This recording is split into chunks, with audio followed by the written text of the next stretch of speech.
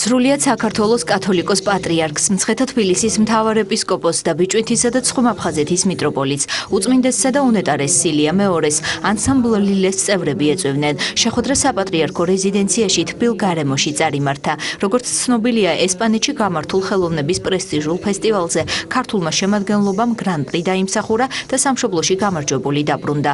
საქართველოს ეკლესიის მწყემსმთავარმა ანსამბლის წევრებს გამარჯვება მიულოცა და თითოეული მათგანი დალოცა. აღსანიშნავია, რომ ყრუთა კავშირთან არსებული ანსამბლი ლილე 5 წლის წინ დაფუძნდა. ამ ხნის განმავლობაში მათ უამრავი ჯილდო აქვთ მიღებული. წრემლის გარეშე შეუძლებელია ყურება. ღმერთი იყოს თქვენი მფარველი და მე მინდა გისურვოთ, რომ ყურადღება მიაქციოთ მხატვრობას. თქვენგან კარგი მხატვრები დადგება. ცეკვაც კარგია, სიმღერაც კარგია, მაგრამ თქვენ უნდა დატოვოთ თქვენი ნახატები. ის შინაგანი სამყარო, რომელიც თქვენშია, ის გადავატილოზე და ძალიან საინტერესო იქნება ყველასათვის. მერს მან დაგვრცელოთ. ეს გახლავთ საქართველოს ყრუთა კავშირთან არსებული ქორეოგრაფიული ანსამბლი. ძალიან კარგი ადამიანები არიან ეს ახალგაზრდები, ფიზიკური შეზღუდული შესაძლებლობებით, მაგრამ ესეთი არაჩვეულებრივი ტალანტით და ნიჭიერებით, რომ მათ შეძლეს ესპანეთის ქალაქ ლორეთ დე მარში ხელოვნების საერთაშორისო ფესტივალზე, რომელსაც ეწოდება Fiesta Lunia Milenio გრან-პრის მოპოვება. თან აქვე მინდა აღვნიშნო ერთი მნიშვნელოვანი ფაქტი ის, რომ ამ ახალგაზრდებმა, ამ მოზარდებმა მიიღეს მონაწილეობა თანაბარი მონაწილის სტატუსით კონკურსში. მსოფლიოს 15 ქვეყნის წარმომადგენელთა შორის. ეს ფესტივალი რამოდენიმე წელია იმართება ესპანეთში, ძალიან დიდი რეზონანსი აქვს, დიდი მასშტაბის ფესტივალია და ჩვენ გვხვდა პატივი, რომ საქართველოს კულტურის სამინისტროს და თბილისის მერიის მხარდაჭერით, ასევე რამოდენიმე კერძო დონორის მხარდაჭერით ეს ქორეოგრაფიული ანსამბლი გამგზავრებული იყო ესპანეთში.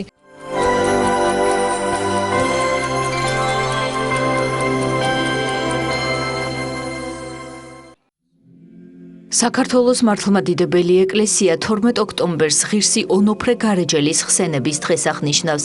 წმინდა ონოფრე გარეჯელი ერისკაცობაში ოთარ მაჭუტაძე ქართველი აზნაური იყო. მდიდარი და სახელგანთქმული დიდებულის საოცარი სტუმართმოყვარეობით, უცხოთ შემწყნარებლობით, მოწყალებითა და გაჭირვებულთა ნუგეშისცემით გამოირჩეოდა. ოთარს მონაზვნური ცხოვრებისკენ ჰქონდა სწრაფვა.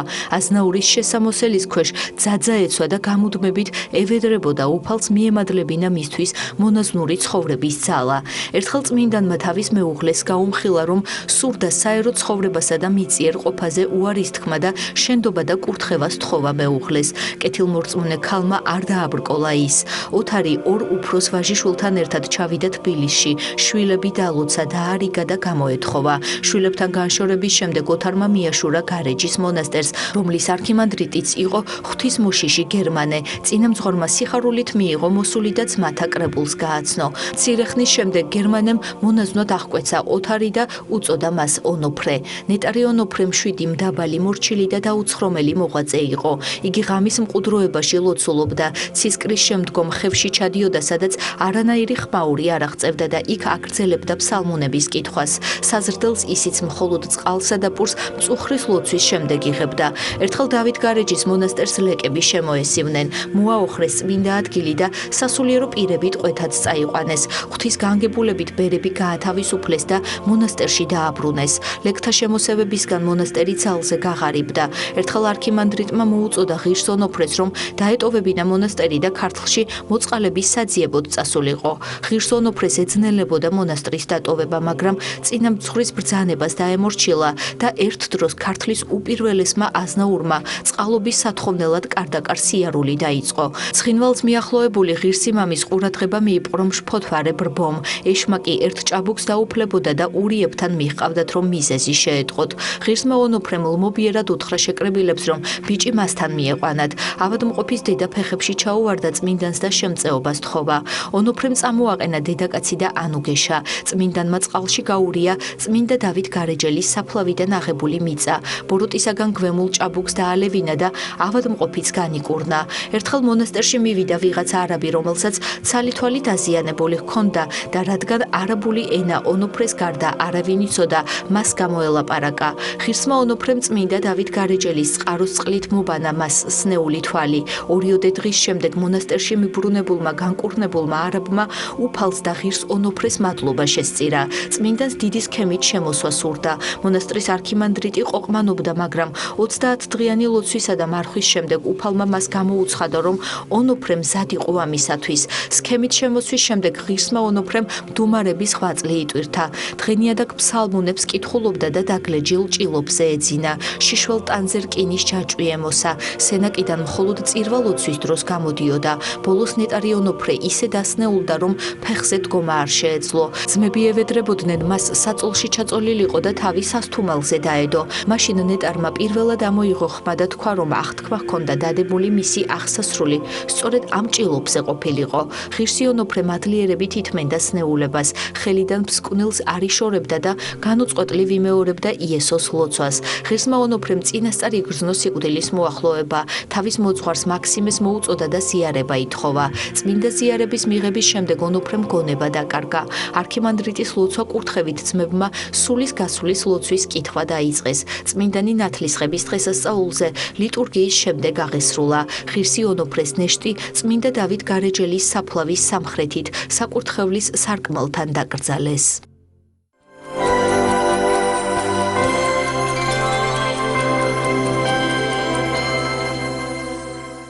წმინდა ანდრია პირველწოდებულის სახელობის ქართულ უნივერსიტეტს ნატოსა და ევროკავშირის შესახებ საინფორმაციო ცენტრის დირექტორი ქეთევან ჩაჩავა და ნატოს სამეკავშირეო ოფისის ხელმძღვანელი უილიამ ლაჰიუ ესტუმრნენ. შეხვედრა უმაღლესი სასწავლებლის რექტორმა გახსნა. სერგო ვარდოსანიძემ ჩრდილოატლანტიკურ ალიანსში საქართველოს გაწევრიანების აუცილებლობაზე ისაუბრა. თავის მხრივ უილიამ ლაჰიუმ სტუდენტებს ნატოს სტრუქტურის შესახებ ამომწურავი ინფორმაცია მიაწოდა და მათ მიერ დასმულ შეკითხვებს უპასუხა. დღეს ანდრია პირველწოდებულის სახელობის ქართული უნივერსიტეტი 8 წლის იუბილეს აღნიშნავს. დღეს ვისაუბრები ქართული უნივერსიტეტის სტუდენტებსა და ლექტორებს. ჩვენი შეხვედრის თემა, რა თქმა უნდა, არის ნატო და ნატო საქართველოს თანამშრომლობა. ასევე განვიხილავთ იმას, თუ როგორ მიმდინარეობს მუშაობა და როგორია სამომავლო პერსპექტივები. ეს შეხვედრა ატარებს ინფორმაციულ ხასიათს, ბატონი სტუმარი ისაუბრებს ამ ორგანიზაციაზე, მის მიზნებზე და ამოცანებზე და იქნება ბუნებრივია შეკითხვები ჩვენი სტუდენტებიდან, რა პერსპექტივა აქვს საქართველოს ამ მიმართებით, რომ გახდეს იგი ნატოს სრულუფლებიანი წევრი. ეს შეხვედრა მათთვის არის ძალიან მნიშვნელოვანი, ვინაიდან ისინი სწავლობენ საერთაშორისო ურთიერთობებზე. ეს დაეხმარებათ მათ დაინახონ თავიანთი მომავალი პარტნიორები, განსაზღვრონ როგორ იმუშაონ, რანაირად იმუშაონ, სად წარმოუდგენია თავიანთი თავი, როგორ შეარჩიონ თავიანთი მომავალი ის ნიშა, სადაც ისინი იმუშავებენ და უნივერსიტეტისთვისაც მნიშვნელოვანია ეს შეხვედრა, ვინაიდან ესეთი მაღალი დონის წარმომადგენელი მე მგონი ჯერ არ ყოფილა არც ერთ უნივერსიტეტში.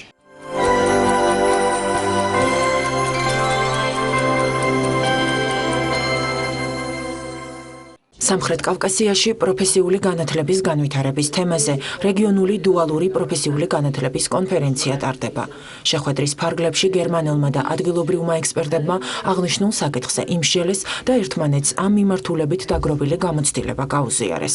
კონფერენციის მონაწილეებმა იმსჯელეს იმ პროექტებზეც, რომლებიც დუალური პროფესიული განათლების დანერგვაში მნიშვნელოვან ცვლილებებს შეიტანენ. დღევანდელი კონფერენცია GIZ-ის გერმანიის საერთაშორისო თანამშრომლობის ორგანიზაციის მხარდაჭერით მიეძღვნა პროფესიული განათლების საკითხებს და სამხრეთ კავკასიაში დუალური განათლების პრინციპების დანერგვის საკითხებს. ეს არის ძალიან მნიშვნელოვანი, რადგან საქართველოს სომხეთი, აზერბაიჯანი მოიაზრება როგორც დუალური განათლებით დაინტერესებული ქვეყნები და საქართველო ამ მხრივ არის ლიდერი, ვინაიდან წელს უკვე ვიწყებთ დუალური პრინციპებით შემუშავებული საგანმანათლებლო პროგრამების დანერგვას.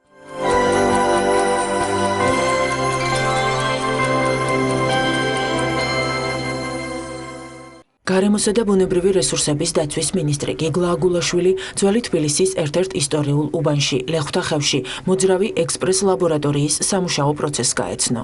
სპეციალისტებმა ადგილზე ატმოსფერული ჰაერის, ნიადაგის, წყლის, ელექტრომაგნიტური გამოსხივებისა და ხმაურის მონიტორინგი განახორციელეს.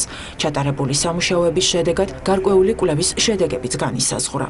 ეს არის ძალიან მნიშვნელოვანი პროექტი, რომელიც გვაძლევს შესაძლებლობას შევქმნათ საკმაოდ მნიშვნელოვანი საინფორმაციო ბაზა, არა მარტო რომელიმე კონკრეტულ წერტილში, არამედ მობილურად, არა მარტო თბილისში, არამედ საქართველოს სხვადასხვა დასახლებულ პუნქტებში და რეგიონებში. და ზუსტად ეს მობილურობა ექსპრეს ლაბორატორიის არის ძალიან პრაქტიკული, რა თქმა უნდა, იმისათვის, რომ ხშირად კითხვებზე, რომელიც არის ხოლმე მოსახლეობისგან პასუხი გავცეთ. ჩვენ გვაქვს საშუალება გავზომოთ ადგილზევე ჰაერის დაბინძურება, ნიადაგისა და ზედაპირული წყლების დაბინძურება და ასევე ჩვენ ვზომავთ ელექტრომაგნიტურ გამოსხივებას და ხმაურს, რომელიც ასევე პრობლემურია და გარემოს ერთ-ერთ დამაბინძურებლად ითვლება. ძალიან მალე მოვიცავთ საქართველოს სხვადასხვა რეგიონებს.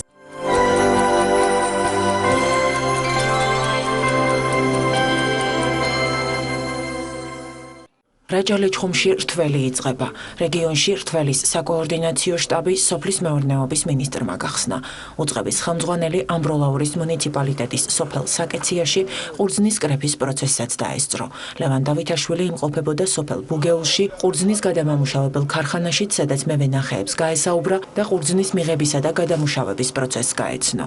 კახეთში ჩვენ უკვე დავხურავთ შტაბს ამ შაბათისთვის, შესაბამისად კახეთის რეგიონში რთველი შეგვიძლია რომ დასრულებულად ჩავთვალოთ, ამავე დროს რთველი ინტენსიურ ფაზაშია უკვე რაჭა-ლეჩხუმში, რაჭაში ჩვენ ხედავთ რომ 100 ტონამდე ყურძენი დღეისათვის უკვე გადამუშავებულია და შემდეგი 2 დღის განმავლობაში მე ვფიქრობ რომ ძირითად ნაწილს უკვე დავამთავრებ. რაჭაში რთველის პროცესი უკვე აქტიურ ფაზაშია შესული, შექმნილია საკოორდინაციო შტაბი, სადაც სოფლის მეურნეობის სამინისტროს წარმომადგენლებთან ერთად მონაწილეობას იღებენ ადგილობრივი მევენახეები, ასევე სოფლის მწუნებულები, რთველი მიმდინარეობს ორგანიზებულად.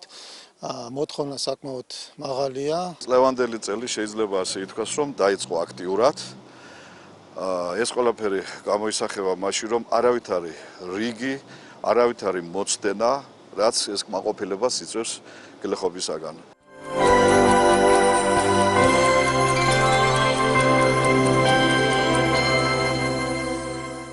რეგიონული განვითარებისა და ინფრასტრუქტურის სამინისტროს საავტომობილო გზების დეპარტამენტმა ორხევი ხევსურთ სოფლის საავტომობილო გზის 7 კილომეტრიანი მონაკვეთის პერიოდული შეკეთების სამუშაოები დაასრულა.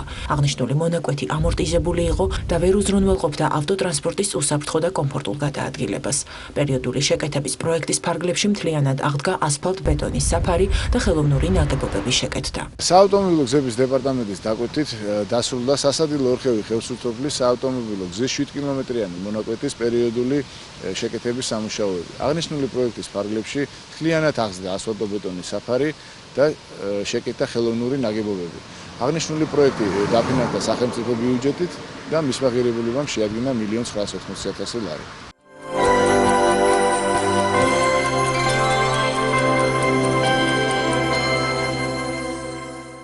თბილისის ისტორიის მუზეუმი 15 ოქტომბერს 5 მხატვრის გამოფენას უმასპინძლებს. პროექტი საქართველოსა და მის ფარგლებს გარეთ მოღვაწე ქართველ ხელოვანებს აერთიანებს. ინიციატივების დეტალები და სამომავლო გეგმები იდეის ავტორებმა მედიისა და ხელოვნების სფეროს წარმომადგენლებს თავად გააცნეს. როგორც შეხვედრაზე გახდა ცნობილი, ექსპოზიცია კულტურისა და ძეგლთა დაცვის სამინისტროსა და ეროვნული მუზეუმის პროექტ თანამედროვე ხელოვნების გალერეის ფარგლებში ხორციელდება. ეს რიგით უკვე მესამე გამოფენა, რომელიც ახლა აქ კეთდება, არის აქ-იქ სახელწოდებით. გამოფენა აერთიანებს ქართველ ხელოვანებს, ერთად 5 ქართველი ხელოვანია სხვადასხვა თაობის, რომელიც მოღვაწეობენ როგორც საქართველოს, ასევე დასავლეთში. შესაბამისად, ეს გეოგრაფიული მდებარეობაც მათ ნამუშევრებზეც ისახება, არა მხოლოდ გეოგრაფიული, პოლიტიკური ცვლილებებით, სოციალურიც და ეკონომიკურიც. შესაბამისად, ეს ძალიან საინტერესოა და ჩანს მათ ნამუშევრებში, მიუხედავად იმისა, რომ ძალიან განსხვავებულები არიან, რაღაცა ერთობლიობაში ქმნის გარკვეულ ისტორიას. 5 მხატვარი იღებს მონაწილეობას და გვაქვს აქცენტი რაზე, იცით, აი რა მოხდა იმ ხატრებში, რომლებიც აქ დარჩენ და იმ ხატრებში რა პროცესები წავიდა, რომლებიც აქიდან რომლებიც დაბადებით ქართველები არიან, არა საქართველოში დაბადებული, წავიდნენ იქ. რა შემოქმედებაში რა დაემართათ, მერე დაბრუნებულებს აქ რა დახვდეთ, აი ამ პროცესის ჩვენება გვინდა და რა ვიცი, მე მგონი მიზანს მივახციეთ. ბოლო 4 წელია საკმაოდ აქტიურად მუშაობ საქართველოში და გამიკეთებია რიგი პროექტები და ნამუშევრები. უბრალოდ ეს განსაკუთრებით მნიშვნელოვანია ეს გამოფენა იმ ხრივ, რომ ხდება რაღაცნაირი კონტექსტუალიზაცია ჩვენთვის, ხატრებისთვის, ვინც მოღვაწეობს სხვადასხვა ესე ვთქვათ ადგილებში. პლუს ამას მოყვება კატალოგიც და ტექსტიც და ამიტომ ნუ ხა ხატრისთვის ეს ძალიან კარგია, როდესაც გაქვს ესე ვთქვათ კვლევა და კურატორული ფიდბექი.